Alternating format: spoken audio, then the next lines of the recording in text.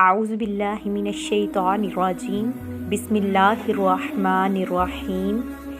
مبارکہ نمبر 31 سورۃ البقرہ کی۔ سورۃ البقرہ جو کہ مدنی سورت ہے، اب اس کی پہلے 30 آیات مبارکہ کی ہم ترجمہ تفسیر پڑھ چکے ہیں۔ اب اللہ تبارک و تعالیٰ کے فضل و کرم سے ہم 31 آیات مبارکہ کی ترجمہ تفسیر پڑھنے لگے ہیں۔ وَعَلَّمَ اور سکھا دیے آدم کو الاسماء نام کلہا تمام چیزوں کے۔ آدم علیہ السلام کو تمام اشیاء کے نام جو تھے وہ سکھا دیے۔ حضرت ابن عباس، اکرمہ، قتادہ اور ابن جبیر رضی اللہ تعالی عنہم نے اس آیت مبارکہ کی تفسیر یوں بیان کی ہے کہ علمہ اسماء جمیع الاشیاء کلہا جلیلہا و حقیرہا، یعنی اللہ تعالیٰ نے حضرت آدم علیہ السلام کو چھوٹی بڑی تمام اشیاء کے سب نام سکھا دیے، اور خلافت کے منصب کا تقاضا بھی یہی تھا کہ انہیں ان تمام چیزوں کا علم عطا فرمایا جاتا۔ جب آدم علیہ السلام کے علم کی یہ کیفیت ہے تو سید بنی آدم خلیفۃ اللہ فی العالم محمد مصطفیٰ صلی اللہ علیہ وآلہ وسلم کے علوم و معارف کا کیا کہنا ہوگا۔ ثم پھر آرادہم پیش کیا انہیں علی الملائکۃ فرشتوں کے سامنے، یعنی آدم علیہ السلام کو تمام اشیاء کے نام سکھانے کے بعد پھر انہیں ملائکہ کے سامنے پیش کیا۔ فقال پھر فرمایا انبئونی تم مجھے بتاؤ باسمائی نام ہاؤلائی ان تمام چیزوں کے، ان اگر کنتم تم ہو صادقین سچے۔ تو قالو عرض کرنے لگے سبحانکا ہر عیب سے پاک ہے تو، لا نہیں علم ہمیں، لنا ہمیں، الا مگر علمتنا جو تو نے ہمیں سکھایا۔ یعنی کہ فرشتے جو ہیں وہ اللہ تبارک و تعالیٰ سے عرض فرما رہے ہیں کہ تو پاک ہے ہر چیز سے، ہر عیب سے، تو نے جو ہمیں علم سکھایا ہے ہمیں صرف اتنا ہی علم آتا ہے۔ انکا بے شک تو، انت العلیم بے شک تو علیم جاننے والا ہے، حکیم حکمت والا ہے، یعنی تو ہی علم و حکمت والا ہے۔ کیا فرمایا ان دونوں آیات میں کہ آدم علیہ السلام کو اللہ تبارک و تعالیٰ نے تمام اشیاء کے نام سکھا دیے، پھر انہیں فرشتوں کے سامنے پیش کیا اور فرشتوں سے کہا کہ ان تمام اشیاء کے نام بتاؤ، لیکن ان فرشتوں کو جو تھے وہ ان اشیاء کے نام نہ آئے۔ پھر آدم علیہ السلام سے فرمایا کہ ان اشیاء کے نام بتاؤ، شہروں کے نام، زمین پر جو شہر تھے، جو ملک تھے ان کے نام، یہ تمام، اور جو جتنے بھی پھل تھے ان کے نام، یہ تمام آدم علیہ السلام کو اللہ تبارک و تعالیٰ نے پہلے ہی سکھا دیے۔ اور پھر آدم علیہ السلام نے ان تمام اشیاء کے نام بتائے، تو وہ جو فرشتے تھے وہ عرض کرنے لگے کہ یا اللہ پاک تو ہر عیب سے پاک ہے، اور تو نے جو ہمیں علم عطا فرمایا ہے، جتنا تو نے ہمیں سکھایا ہے ہمیں وہی آتا ہے، بے شک تو ہی جاننے والا اور حکمت والا ہے۔ قالا فرمایا یا آدم اے آدم، انبئہم بتا دو انہیں باسمائہم ان چیزوں کے نام۔ فلما پھر جب انباءہم آدم علیہ السلام نے انہیں بتا دیے باسمائہم ان چیزوں کے نام، فرشتوں کو، یعنی آدم علیہ السلام نے پھر جب ان چیزوں کے نام بتا دیے، قالا تو فرمایا کیا لم نہیں اقل میں نے کہا تھا تم سے۔ فلما پھر جب انباءہم بتا دیے انہیں باسمائہم ان کے نام، یعنی ان اشیاء کے نام جب حضرت آدم علیہ السلام نے فرشتوں کو بتا دیے، قالا تو اللہ تبارک و تعالیٰ نے فرمایا، قالا فرمایا کیا لم نہیں اقل میں نے کہا تھا لکم تم سے، انی بے شک میں عالم جانتا ہوں غیبہ چھپی ہوئی چیزیں، السماوات آسمان کی والارض اور زمین کی، وعالم اور میں جانتا ہوں ما جو تبدون تم ظاہر کرتے ہو، وما اور جو کنتم تم تھے تکتمون چھپاتے، یعنی میں وہ سب جانتا ہوں جو تم ظاہر کرتے ہو اور جو تم چھپاتے ہو۔ اب دیکھیں جب فرشتوں نے آدم علیہ السلام کی وسعت علم اور اپنے عجز کا اعتراف کر لیا تو پروردگار عالم نے انہیں حکم دیا کہ آدم علیہ السلام کو سجدہ کرو۔ اب دیکھیں سجدہ جو ہے اس کا لغوی معنی ہوتا ہے تذلل اور خضوع۔ اگلی آیت مبارکہ میں سجدے کا ذکر ہے۔ وَإِذْ اور جب قُلْنَا ہم نے حکم دیا، ہم نے کہا للملائکۃ فرشتوں کو، تسجدوا سجدہ کرو لآدم آدم کو۔ اب یہاں پر سجدہ کا لغوی معنی ہے تذلل اور خضوع، اور شریعت میں اس کا معنی ہے وضع الجبہۃ علی الارض، یعنی پیشانی کا زمین پر رکھنا۔ اب بعض علماء کے نزدیک یہاں سجدے کا لغوی معنی مراد ہے کہ فرشتوں کو ادب و احترام کرنے کا حکم دیا گیا، لیکن جمہور علماء کے نزدیک شرعی معنی مراد ہے، یعنی فرشتوں کو حکم دیا گیا کہ آدم علیہ السلام کے سامنے پیشانی رکھ دیں۔ اب اس سجدے کی دو صورتیں ہیں، ایک تو یہ کہ پیشانی جھکانے والا یہ اعتقاد کرے کہ جس کے سامنے میں پیشانی جھکا رہا ہوں وہ خدا ہے، تو یہ عبادت ہے اور یہ خاص ہے اسی وحدہ لا شریک کے ساتھ جو خالق و مالک ہے ساری کائنات کا، کیونکہ اللہ تعالیٰ کے سوا کسی کی عبادت بھی شریعت میں جائز نہیں، نبی کی شریعت میں بھی جائز نہیں، بلکہ انبیاء کی بعثت کا مقصد اولین تھا ہی یہی کہ وہ انسانوں کو صرف اللہ تعالیٰ کی عبادت کا حکم دیں اور دوسروں کی عبادت سے منع فرمائیں۔ تو یہ کیوں کر ہو سکتا ہے کہ جس چیز سے روکنے کے لیے انبیاء کرام تشریف لائے اس فعل کا ارتکاب وہ خود کریں یا کسی کو اجازت دیں؟ دوسری صورت یہ ہے کہ جس کے سامنے سجدہ کیا جا رہا ہے اس کی عزت و احترام کے لیے ہو، عبادت کے لیے نہ ہو، تو اس کو سجدہ تحیہ کہتے ہیں۔ یہ پہلے انبیاء کرام علیہ السلام کی شریعتوں میں جائز تھا، لیکن حضور کریم صلی اللہ علیہ وآلہ وسلم نے اس سے بھی منع فرما دیا۔ اب تعظیمی سجدہ بھی ہماری شریعت میں حرام ہے۔ یہ عزت و سرفرازی جو آدم علیہ السلام کو نصیب ہوئی، اس کا سبب جو ہے وہ علم تکوینی یعنی اشیاء اور ان کی خاصیات اور ان کے اثرات کا علم ہے۔ وہ امت جس کی آسمانی کتاب میں آدم کی برتری اور فضیلت کا راز یہ بتایا گیا کہ وہ کائنات کے اسرار سربستہ جو ہیں اس سے آگاہ کیا گیا کہ وہ امت اگر علم سے محروم ہو، سائنس اور حکمت سے نا آشنا ہو، تو یہ اس کی اپنی بدبختی ہے۔ یعنی وہ دن کب طلوع ہوگا جب مومن اپنے مقام کو پہنچے گا اور اپنے مقام کو جو ہے وہ پہچاننے لگے گا، پھر کبھی سسودہ خواب راحت کو رومی کا سوز اور راضی کا بیچ و تاب جو ہے وہ نصیب ہوگا۔ ہمارے مطالعے کی میز پر تو طے در طے گرد جمی ہوئی ہے اور ہمارے عشرت خدوں میں نور و نکھت اور سیلاب امڑ آ چکا ہے۔ ہماری جو صدگاہیں ہیں اب ان تھک تیز نگاہوں سے محروم ہیں، جو ستاروں کی معمولی سی جنبش کا تعاقب کیا کرتی تھی۔ ہماری تجربہ گاہیں جو ہیں اب ایسی علماء کو ترس گئی ہیں جو دنیا کی لذت سے کنارہ کش ہو کر نشتر تحقیق سے کائنات کی ہر چیز کو دل چرا لیتے ہیں، اور اب ان پوشیدہ اثرات اور قوتوں کا کھوج لگایا کرتے۔ اور اس سے بھی بڑھ کر قابل حیرت بلکہ لائق نفرت وہ آواز ہے جو بعض حلقوں سے توحید کے نام پر اٹھائی جا رہی ہے کہ نبی کو تشریعی علم دیا جاتا ہے، تکوینی علم سے اسے کیا سروکار، اور اس طرح اس ذات اقدس صلی اللہ علیہ وآلہ وسلم کے علم کی بے کران وسعتوں کو تنگ سے تنگ کرنے کے لیے ایڑی چوٹی کا سارا زور صرف کیا جا رہا ہے۔ اللہ تعالیٰ رحم فرمائے ہمارے حال زار پر اور بخشے ہماری کوتاہیوں کو، اندیشیوں کو۔ بے شک انہ هو التواب الرحیم، بے شک اللہ تبارک و تعالیٰ جو ہے وہ معاف فرمانے والا ہے۔ آگے دیکھیں، فسجدوا، پس سجدہ کیا، الا سوائے ابلیس کے۔ اب سجدہ سب نے کر لیا سوائے ابلیس کے۔ جب اللہ تبارک و تعالیٰ نے حکم دیا فرشتوں کو کہ سجدہ کرو آدم کو، فسجدوا، پس سجدہ کیا سب نے، الا سوائے ابلیس کے۔ ابا واستکبر، ابا انکار کیا، واستکبر اور اس نے تکبر کیا، وکانا اور وہ تھا من الکافرین، کافروں میں سے۔ وہ جو ابلیس تھا وہ کافروں میں داخل ہو گیا، اس نے انکار کر دیا، تکبر کیا۔ وقلنا، اور ہم نے فرمایا، یا آدم، اے آدم، اسکن رہو، انتا تم و زوجک، اور تمہاری بیوی، الجنتا، جنت میں، وکلا، اور کھاؤ، منہا، اس سے، راغدن، حیث، جتنا تم چاہو، شیتما، جہاں سے بھی، یعنی جہاں سے تم جتنا چاہو اتنا کھاؤ تم دونوں، ولا، اور نہ تقربا، قریب جانا، ہاذہ شجرۃ، اس درخت کے، فتکونا، ورنہ تم ہو جاؤ گے، من الظالمین، حق تلفی کرنے والوں میں سے، یعنی اس درخت کے قریب مت جانا، اگر تم چلے گئے تو تم ہو جاؤ گے حق تلفی کرنے والوں میں سے۔ فأذلہما، پھر پھسلا دیا انہیں، الشیطان، شیطان نے۔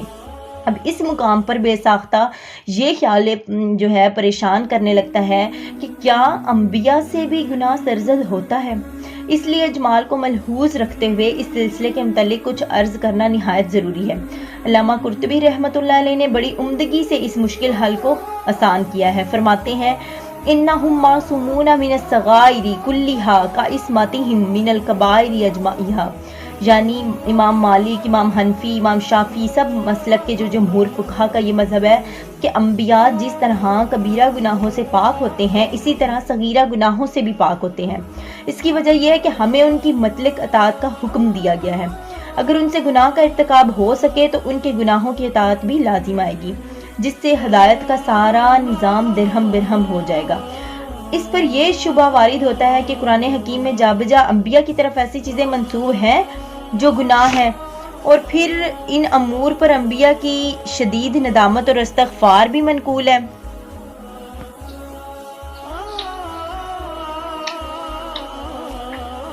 ایسے میں مطلق عصمت کا قول کیوں کر ممکن ہے؟ اس شبے کے ازالے کے لیے ایک چیز کو ہمیشہ ذہن نشین رکھنا چاہیے، وہ یہ کہ کوئی فعل گناہ اس وقت ہوتا ہے جب کہ کسی حکم کی نافرمانی کا عزم اور قصد پایا جائے، اور اگر عزم اور قصد مفقود ہے بلکہ بے ارادہ بھول چوک سے کوئی ایسا فعل سرزد ہو جائے جو بظاہر کسی حکم کے خلاف ہے تو اسے گناہ نہیں کہتے، اور ایسے امور کا صدور عصمت انبیاء کے منافع نہیں۔ اب آپ اسی ایک واقعے پر غور کریں۔ قرآن حکیم کی تعبیر میں اس مسئلے کی نزاکت کو ملحوظ رکھا گیا۔ یہاں فرمایا فَأَزَلَّهُمَا۔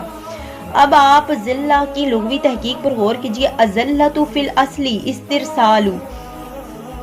استرسال رجلی من غیر قصد، بلا ارادہ پاؤں کا پھسل جانا، یعنی ان کا مکمل طور پر ارادہ نہیں تھا، ان کا نہ ہی ان کو معلوم تھا۔ دوسرے مقام پر قرآن نے بالکل اس حقیقت کو واضح الفاظ میں بیان کیا، یعنی آدم سے یہ حرکت بھول سے ہوئی ہے، اس کا عزم و ارادہ ہرگز نہ تھا۔ جب تک عزم و ارادہ جو ہے وہ مفقود ہو اس فعل کو گناہ نہیں کہا جا سکتا۔ لہٰذا یعنی آدم علیہ السلام تو نور قدیم کی آنکھ تھے، اور آنکھ میں اگر ایک بال بھی گر جائے تو آنکھ کی نزاکت اس کو برداشت نہیں کر سکتی، بلکہ وہ ہلکا سا بال یہاں پہاڑ سے بھی بوجھل محسوس ہونے لگتا ہے۔ دیکھیں حضرت آدم علیہ السلام جو ہیں انہوں نے جو بھی کیا اس کو گناہ نہیں کہا جا سکتا، بلکہ یہ کہا جا سکتا ہے کہ انہوں نے بھول کر، ان سے غلطی سے وہ کام ہو گیا، ان کا پاؤں پھسل گیا، یعنی ان کی کوئی خواہش نہیں تھی، ارادہ نہیں تھا یہ کام کرنے کا، تو وہ جو تھا شیطان کے بھڑکانے سے انہیں معلوم نہ ہوا اور ان سے غلطی سے بھول سے وہ کام ہو گیا۔ پھر آگے فرمایا انہا فَأَخْرَجَهُمَا، پس اس وجہ سے تم اس درخت کے باعث تمہیں جو ہے وہاں سے نکلوا دیا، مما کان فیہ، مما ان دونوں کو وہاں سے، فیہ جہاں وہ تھے، وَقُلْنَا اور ہم نے فرمایا، اہبتوا اتر جاؤ، بعضکم تم میں سے بعض، لبعض عدو، یعنی تم ایک دوسرے کے دشمن رہو گے۔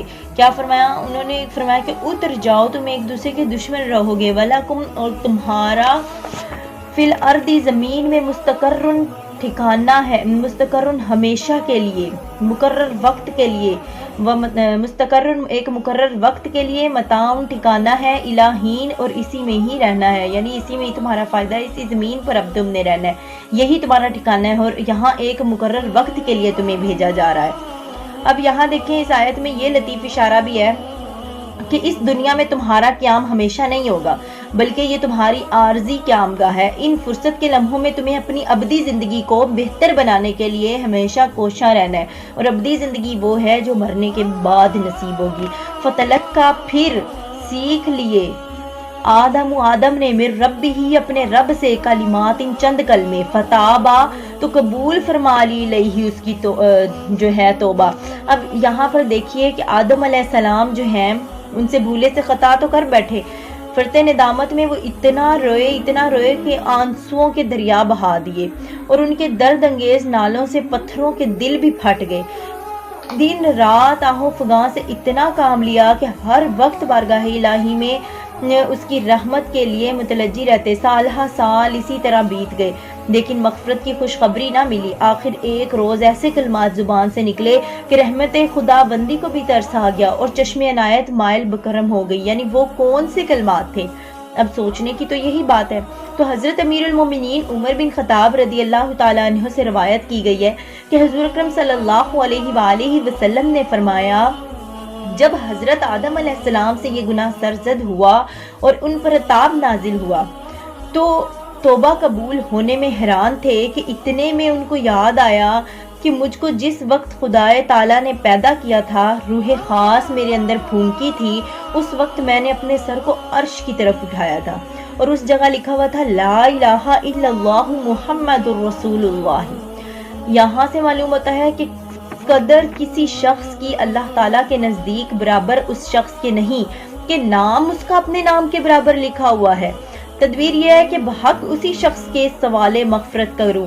اب کیا ہوا کہ حضرت آدم علیہ السلام نے جب رو رو کر چشمے بہا دیے، اللہ تبارک و تعالیٰ سے رحمت کا کوئی بھی جواب نہ آیا، تو ان کو اسی وقت یاد آیا کہ جب اللہ نے میرے اندر روح پھونکی تھی، اس وقت جب میری آنکھ کھلی تو میں نے آسمان کی طرف دیکھا تو اللہ تبارک و تعالیٰ کے نام کے ساتھ ایک نام لکھا ہوا تھا۔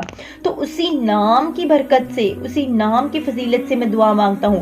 بس کتنے ہی سال گزر جانے کے بعد آدم علیہ السلام نے جب دعا مانگی، اسالو کا، میں تجھ سے سوال کرتا ہوں، میں تجھ سے التجا کرتا ہوں، بحق محمد، محمد صلی اللہ علیہ وآلہ وسلم کے صدقے سے، ان غفرت لی، کہ تو مجھے معاف فرما دے۔ اب حضرت محمد صلی اللہ علیہ وآلہ وسلم کے صدقے سے بخشش مانگی ہے کس نے؟ حضرت آدم علیہ السلام نے۔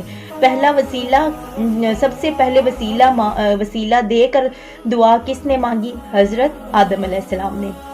تو حضرت آدم علیہ السلام کی دعا جو ہے اسی وقت قبول ہوئی، حق تعالیٰ نے ان کی بخشش کی اور وہی بھیجی کہ محمد صلی اللہ علیہ وآلہ وسلم کو کہاں سے جانا آدم علیہ السلام تو نے؟